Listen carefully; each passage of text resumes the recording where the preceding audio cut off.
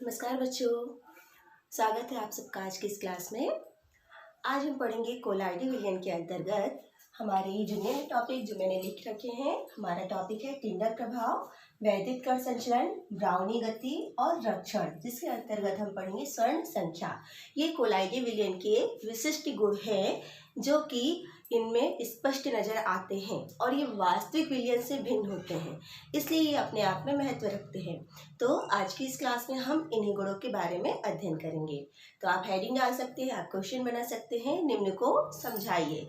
तो निम्न में हमारे पास क्या टॉपिक है? फर्स्ट है टिंडल प्रभाव, सेकंड है वैद्युत कण संचलन, थर्ड है ब्राउनी गति और फोर्थ है रक्षण। तो सबसे पहले आप हेडिंग डालेंगे टिंडल प्रभाव। टिंडल प्रभाव फर्स्ट इंपॉर्टेंट टॉपिक है कोलाइडी विलियन के अंतर्गत टिंडल प्रभाव।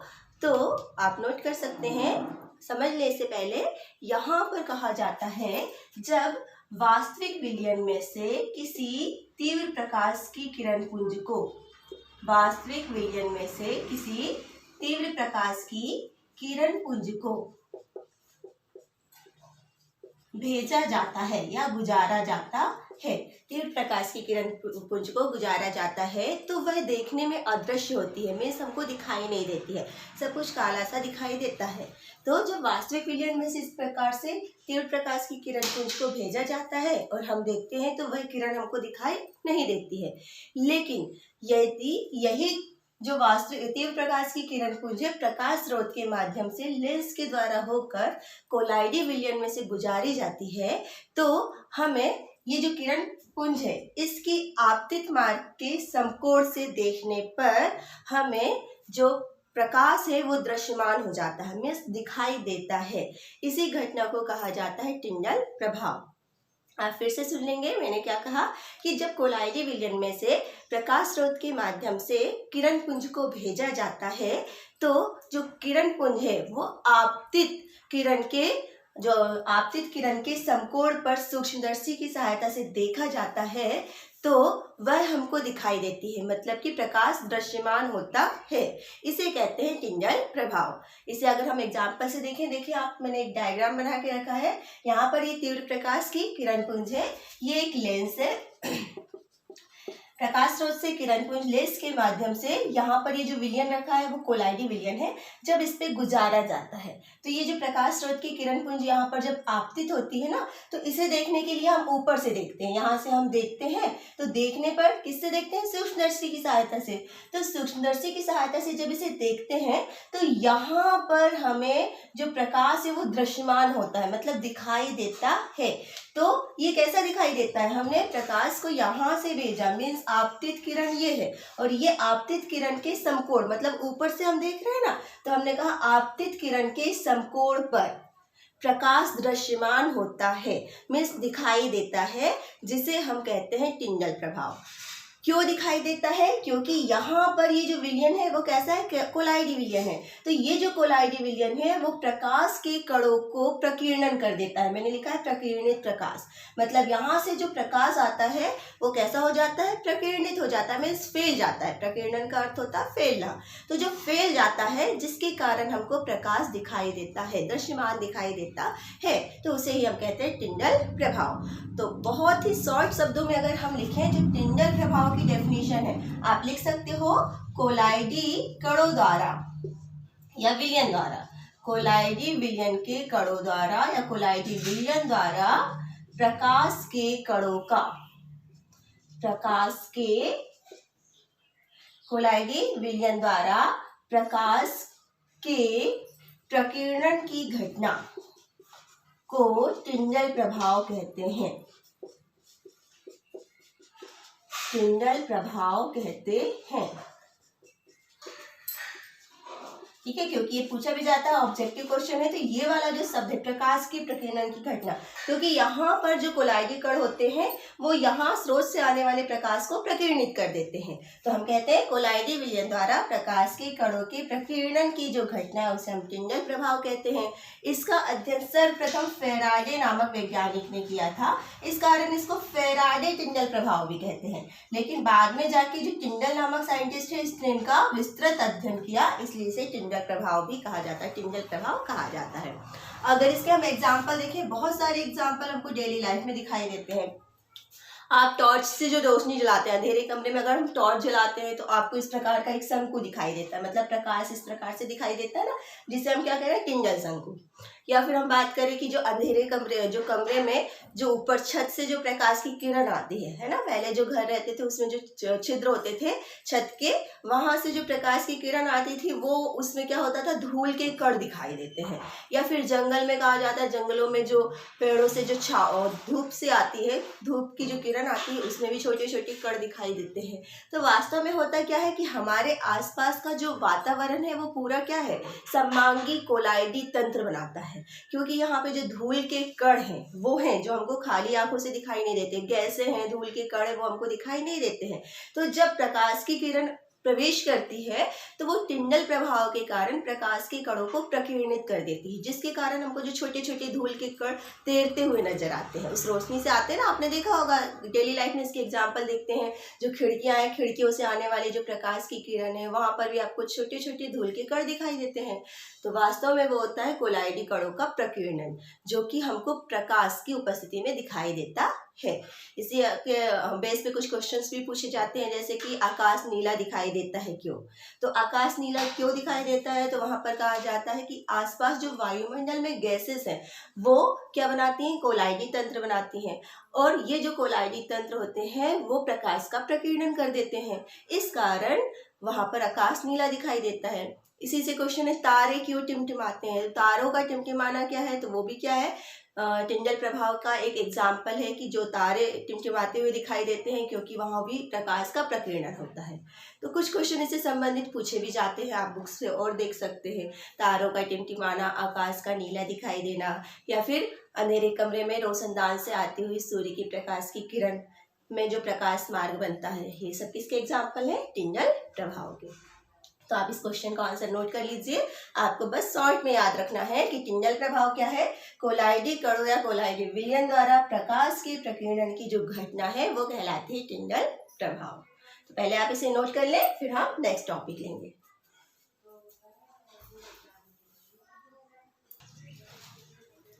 चलिए, नोट कर लिया आपने। सेकंड हमारा टॉपिक है वैद्युत कण संचलन। वैद्युत कण संचलन के पहले हमें ये जानना जरूरी है कि कोलाइडी कण में विद्युत का क्या प्रभाव पड़ता है। तो यहाँ पर कहा जाता है कि जो कोलाइडी विलयन होता है, कोलाइडी विलयन होता है वो विद्युत उदासीन होता है, विद्युत उदासीन। लेकिन जो कोलाइडी कण होते हैं वो विद्युत आवेशित होते हैं। मतलब जो कोलाइडी कण की बात कर रहे हैं, जो कोलाइडी कण होते हैं वो कैसे होते हैं, कोलाइडी कण वो होते हैं विद्युत आवेशित। तो आप इस लाइन को पहले तो ध्यान रखेंगे क्योंकि हम बात कर रहे हैं वैद्युत कण संचलन की। तो यहाँ पर हमको पता होना चाहिए कि जो कोलाइडी विलयन होता है, क्योंकि जो परिक्षेपण माध्यम के साथ जब मिक्स हो जाता है तो वो जो कण होते हैं उनमें जो आवेशित कण होते हैं उनकी संख्या समान होती है, मतलब प्लस और माइनस चार्ज समान होते हैं, जिसके कारण जब विलयन बनता है तो जो विलयन होता है वो विद्युत उदासीन होता है। लेकिन जो कोलाइडी कण होते हैं उनमें क्या होता है, आवेश पाया जाता है, मतलब वो क्या होते हैं, विद्युत आवेशित होते हैं। ठीक है, तो अब ये जो विद्युत आवेशित होते हैं ये दो प्रकार के हो सकते हैं, या तो इन पे धनावेश होता है या तो इन पे ऋणावेश होता है। तो जैसे हमारे पास कुछ एग्जाम्पल इन्हें आप नोट कर लें, क्योंकि ये भी पूछे जाते हैं कि ये धनावेशित सॉल हो सकते हैं या फिर ऋणावेशित सॉल, जैसे एल्यूमिनियम हाइड्रोक्साइड या एल्यूमिनियम ऑक्साइड का जो अवक्षेप है, फिर क्रोमियम ऑक्साइड जल के साथ जो हाइड्रोक्साइड बनाता है, फेरिक ऑक्साइड जो जल के साथ हाइड्रोक्साइड बनाता है, ये सब धनावेशित सॉल है। रक्त, जो कि हम बात करते हैं हीमोग्लोबिन, जो रक्त है वो भी कैसा होता है, समांगी विलयन बनाता है, कोलाइडी विलयन, जिसको धनावेशित सॉल कहा जाता है।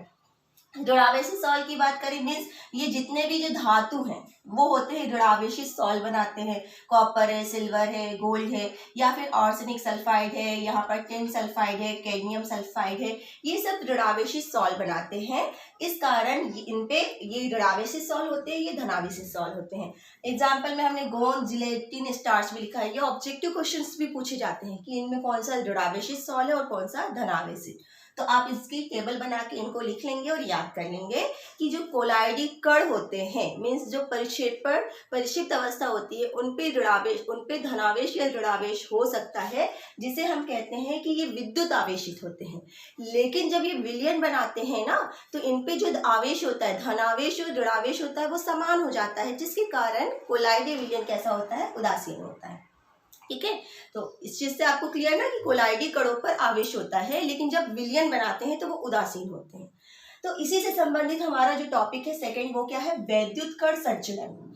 तो यहाँ पर ये आवेशित होता है, ये कैसे पता चला, तो इसके लिए एक प्रयोग किया गया। इस प्रयोग में हमने क्या लिया है, एक उल्टे यू आकार, यहाँ पर एक यू आकार की नली ली है। यू आकार की नली पर यहाँ पर ये क्या है, प्लेटिनम इलेक्ट्रोड, प्लेटिनम इलेक्ट्रोड है। ठीक है, और यहाँ पर जो यू आकार की नली है इसमें हमने क्या भरा हुआ है, कोलाइडी विलयन, कोलाइडी विलयन। तो यहाँ पर जो प्लेटिनम इलेक्ट्रोड की माध्यम से यू आकार की नली में कोलाइडी विलयन को भरा जाता है और प्लेटिनम इलेक्ट्रोड की माध्यम से यहाँ पर विद्युत धारा प्रवाहित की जाती है। तो देखा जाता है कि ये जो कोलाइडी विलयन में उपस्थित जो कण होते हैं वो विपरीत आवेश की ओर गमन करने लगते हैं। जैसे कि यहाँ पर ये जो कण होते हैं वो यहाँ पर एक ऋणावेश है और एक धनावेश है, तो ये कहाँ गमन कर रहे हैं, धनावेश की ओर। मीन्स ये कैसे होंगे, ऋणावेशित होंगे, इन पे ऋण आवेश होगा, इस कारण ये कहाँ पर गमन कर रहे हैं, धनावेश की ओर गमन कर रहे हैं। ठीक है, तो यहाँ पर कहा जाता है कि विद्युत धारा के प्रवाह में कोलाइडी कणों का विपरीत आवेशित इलेक्ट्रोड की ओर जो अभिगमन होता है उसे हम कहते हैं वैद्युत कण संचलन। ठीक है, तो आप नोट कर लेंगे, इसकी परिभाषा हमने क्या लिखी, विद्युत धारा के प्रवाह में, विद्युत धारा के प्रवाह में कोलाइडी कणों का या कोलाइडी विलयन का, कोलाइडी कणों का विपरीत आवेश की ओर अभिगमन, विपरीत आवेश की ओर जो अभिगमन होता है उसे हम क्या कहते हैं, वैद्युत कण संचलन। अब वैद्युत कण संचलन दो प्रकार का हो सकता है, या तो ये हो सकता है धन कण संचलन, धन कण संचलन, या फिर ये हो सकता है ऋण कण संचलन, ऋण कण संचलन। यहाँ पर अगर धनावेशित कोलाइडी कणों का अभिगमन होता है तो उसे हम कहते हैं धन कण संचलन। फॉर एग्जाम्पल हमारे पास है फेरिक हाइड्रोक्साइड FeOH होल ट्राइस, जो ये सल्फ्यूरिक हाइड्रोक्साइड सॉल्ट है इस पे धन कण संचलन पाया जाता है। जबकि जो आर्सेनिक सल्फाइड है ये ऋणावेशित सॉल्ट है ना, तो आर्सेनिक सल्फाइड है उसमें पाया जाता है ऋण कण संचलन। तो अगर धन कणों का संचलन होता है, धन आवेशित कणों का संचलन होता है तो उसे हम कहते हैं धन कण संचलन, और ऋणावेशित कणों का संचलन होता है तो उसे हम कहते हैं ऋण कण संचलन। तो इस प्रकार से आप इसका आंसर दे सकते हैं, वैद्युत कण संचलन क्या है। तो बिल्कुल ध्यान रखेंगे कि विद्युत धारा के प्रवाह में कोलाइडी कणों का विपरीत आवेशित इलेक्ट्रोड की ओर होने वाला जो अभिगमन है वो क्या कहलाता है, वैद्युत कण संचलन। ठीक है, आप इसे नोट कर ले पहले, फिर हम आगे का टॉपिक पढ़ते हैं।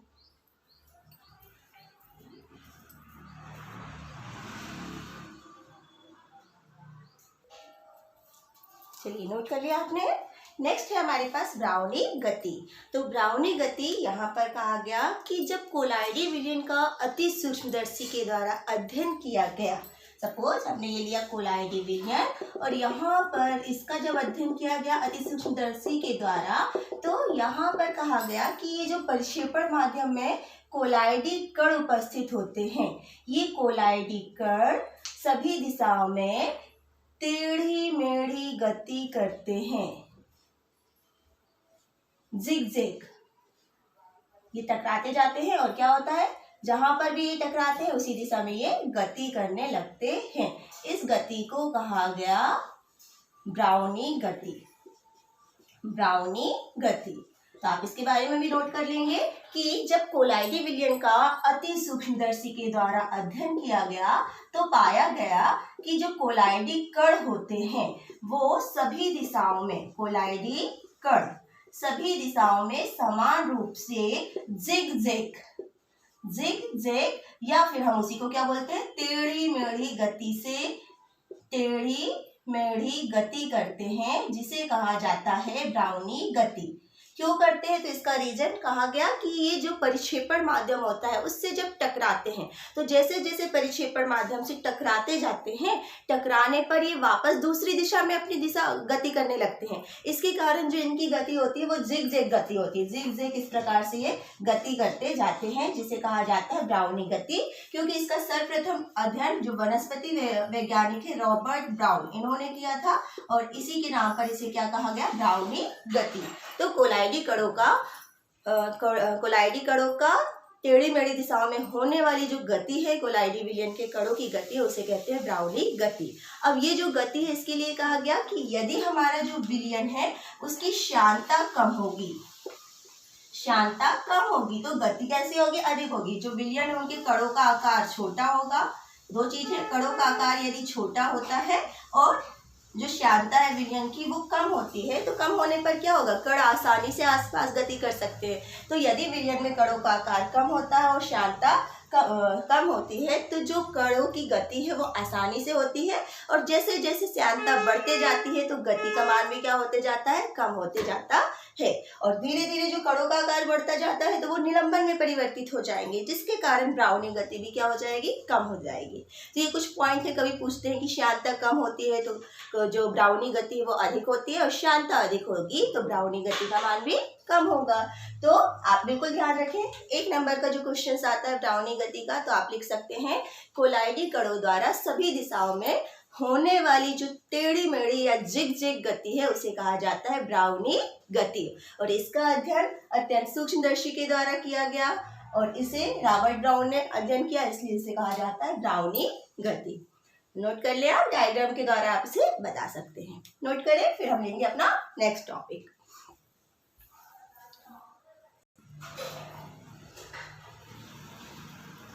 ये तो यहाँ पर नेक्स्ट जो हमारा टॉपिक है वो क्या है, स्वर्ण संख्या और रक्षण। तो रक्षण के लिए पहले तो हम ये ध्यान रखेंगे, यहाँ पर जो रक्षण है वो क्या है, तो हम पढ़ के आ रहे हैं हमारे पास 2 प्रकार के जो कोलाइडी विलयन है हमारे पास। एक होते हैं द्रव विरोधी कोलाइड और दूसरा हमारे पास होता है द्रव स्नेही कोलाइड।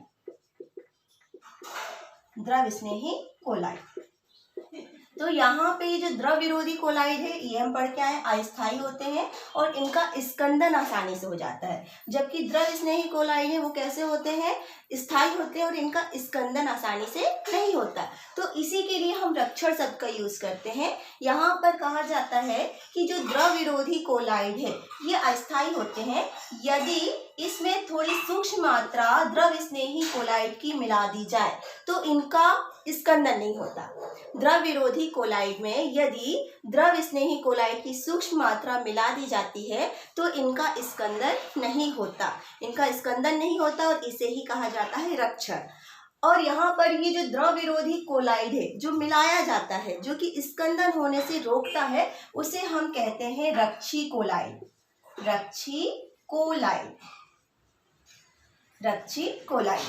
और एक एग्जाम्पल हमारे पास है, हम लेते हैं गोल्ड सॉल क्या है, एक द्रव विरोधी कोलाइड है जो कि आसानी से स्कंदित हो जाता है। पर इसमें अगर हम जिलेटिन की सूक्ष्म मात्रा मिला देते हैं तो ये जो जिलेटिन है वो गोल्ड सॉल का स्कंदन नहीं होने देता। मतलब कि स्कंदन कब होता है, जब विद्युत अपघट्य की सूक्ष्म मात्रा मिलाई जाती है। तो जब द्रव, आप पहले नोट कर लें इसे अच्छे से, द्रव विरोधी कोलाइड में विद्युत अपघट्य की सूक्ष्म मात्रा मिलाने से, एक मिनट फिर से लिखेंगे, द्रव विरोधी कोलाइड में यदि द्रव स्नेही कोलाइड की सूक्ष्म मात्रा मिला दी जाती है तो यह विद्युत अपघट्य के द्वारा होने वाले स्कंदन से इसकी रक्षा करता है। इस प्रक्रिया को हम कहते हैं रक्षण। और यहाँ पर जो हम द्रव स्नेही कोलाइड मिलाते हैं वो क्या कहलाता है, रक्षी कोलाइड। फॉर एग्जाम्पल हमारे पास है गोल्ड सॉल्ट, जो गोल्ड सॉल्ट है वो क्या है, द्रव विरोधी कोलाइड है। और यहाँ पर जो जिलेटिन है वो क्या है, द्रव स्नेही कोलाइड है। तो जब गोल्ड सॉल्ट में हम थोड़ी सी मात्रा जिलेटिन की मिला देते हैं तो अब इनमें अगर NaCl जो क्या है, वैद्युत अपघट है, NaCl की मात्रा मिलाई जाती है तो ये गोल्ड सॉल्ट का विद्युत जो गोल्ड सॉल्ट है उसका स्कंदन नहीं होने देता। तो यहाँ पर ये जो जिलेटिन होता है वो क्या कहलाता है, रक्षी कोलाइड। तो यहाँ पर कितनी जो संरक्षण की जो मात्रा है, रक्षण शक्ति कैसी होगी, इसके लिए दिया गया स्वर्ण संख्या कि जो रक्षी कोलाइड की रक्षण शक्ति के लिए स्वर्ण संख्या दिया गया, गोल्ड संख्या का मान दिया गया कि गोल्ड संख्या से हम बता सकते हैं जिसकी गोल्ड संख्या का मान अच्छा होगा वो अच्छा रक्षी कोलाइड होगा। तो यहाँ पर जो स्वर्ण संख्या है उसके लिए कहा गया, ये देखो मैंने डेफिनेशन लिखी है कि किसी रक्षी कोलाइड की मिलीग्राम में वह मात्रा है जो मानक गोल्ड हाइड्रोसॉल के 10 ml में डाले जाने पर इसका 1 ml 10% NaCl द्वारा होने वाले स्कंदन को रोकती है। जैसे कि जो एग्जाम्पल है, जिलेटिन के लिए गोल्ड संख्या का मान है 0.005 से 0.01, मतलब इतनी मात्रा जो होती है वो गोल्ड सॉल्ट के 10 ml में डाले जाने पर NaCl के 1 ml के द्वारा होने वाले स्कंदन को रोकती है। तो इसे कहा जाता है स्वर्ण संख्या। तो जो वैद्युत जो रक्षण प्रक्रिया है पूछी जाती है और रक्षी कोलाइड क्या है पूछा जाता है, तो आप इसे नोट कर ले कि जो द्रव स्नेही कोलाइड हम मिलाते हैं जो कि द्रव विरोधी कोलाइड की स्कंदन से रक्षा करता है उसे हम कहते हैं रक्षी कोलाइड। और यह पूरी प्रक्रिया क्या कहलाती है, रक्षण कहलाती है। और साथ में स्वर्ण संख्या की परिभाषा पूछी जाती है तो आप स्वर्ण संख्या इस प्रकार से लिख सकते हैं कि यहाँ पर जो गोल्ड सॉल्ट है उसकी 10 ml मात्रा होगी और NaCl की 1 ml मात्रा होगी जिससे उसका स्कंदन होता है। तो इसे रोकने के लिए जो हम क्या मिलाते हैं, यहाँ पर जो रक्षी कोलाइड की मात्रा मिलाते हैं वही क्या होती है, स्वर्ण संख्या, जो कि जिलेटिन के लिए है 0.005 से 0.01। तो आज आप ये चारों टॉपिक हैं इनको नोट कीजिए और इससे संबंधित और भी टॉपिक है जिन्हें हम अगली क्लास में पढ़ेंगे। Thank you.